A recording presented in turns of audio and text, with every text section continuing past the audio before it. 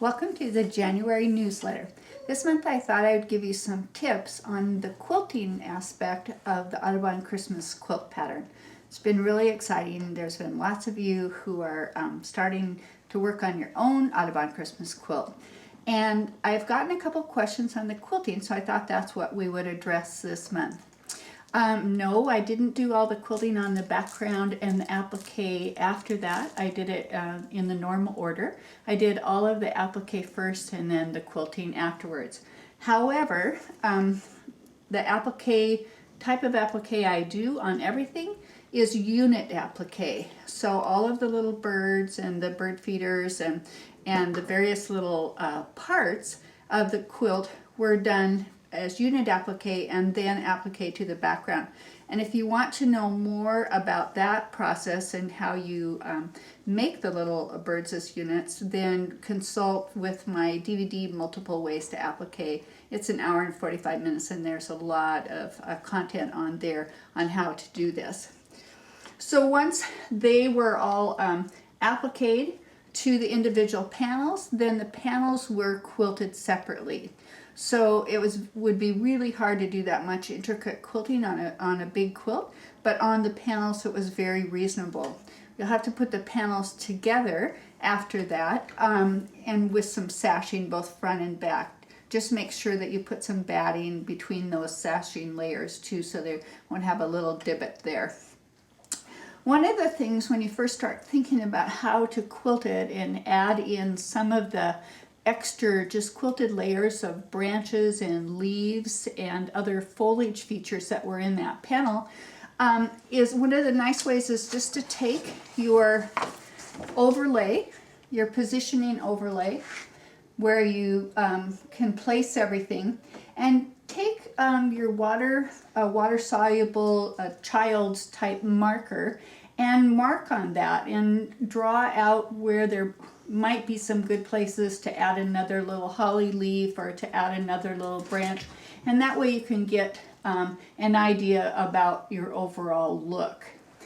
And to actually go ahead and, after you've made an overall plan, then what you can do is that you can actually take your pattern, and because we are working on a white background, so it has really good see-through capabilities, you can just go ahead and lift that and then just take and press part of your pattern, place part of your pattern underneath of it, and then you should be able to see enough of a shadow through of a little branch or holly leaf that if you take then one of the water-soluble disappearing pens, then you could actually draw on your shapes so that you would have a guide to follow when you're doing your quilting.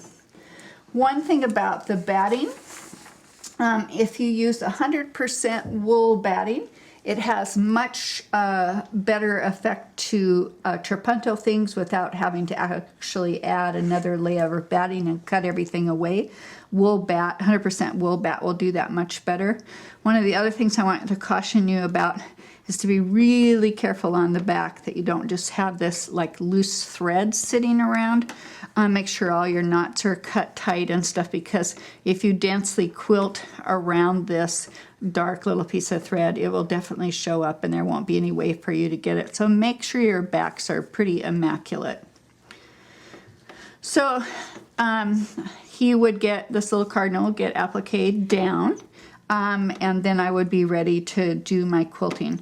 When you do pictorial quilting, the most important thing to remember is that there's a lot of in the ditch. So I would be going around the entire outline of this cardinal, and then I would go back within his shape, pick out some of the feathers for to quilt around, also to add extra definition to his body and form.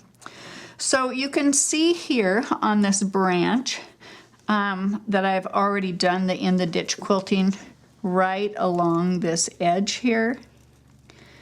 And then I've drawn in some of these additional shapes like we've talked about. And then I've started my very dense fill that's going to be on the outside of these shapes. And you can see here that when this is densely quilted with stippling or the fill of your choice, but very densely, that it's starting to push these little bits of air over into here. And if these aren't quilted down, then they will definitely puff up. So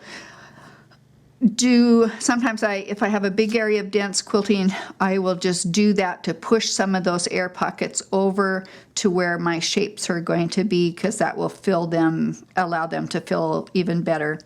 And another trick for getting really perfect circles is to just trace them, these little tiny circles on a piece of masking tape, and then just place that where you want to have those little extra quilted holly berries, and then you have a guide, to really good visual guide to just quilting around them.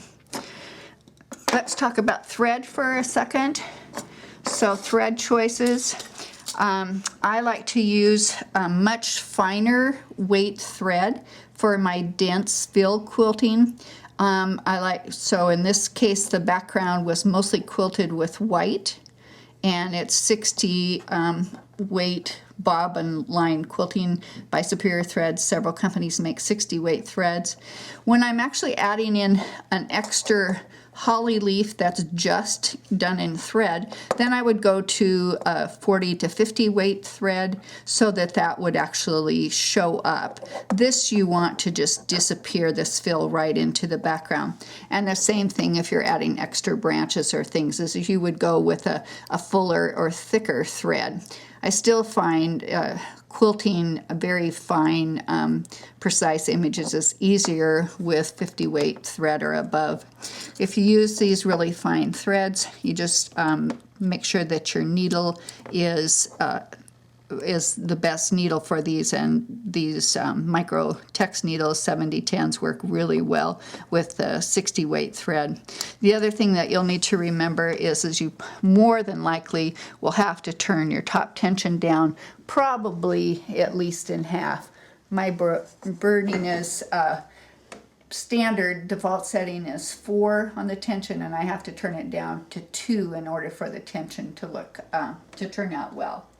So those are my tips for quilting the Audubon Christmas quilt. Mostly just have lots of fun. And let's see, I was going to say goodbye with the puppy, but she seems to have flown the coop. So. Piper, Piper.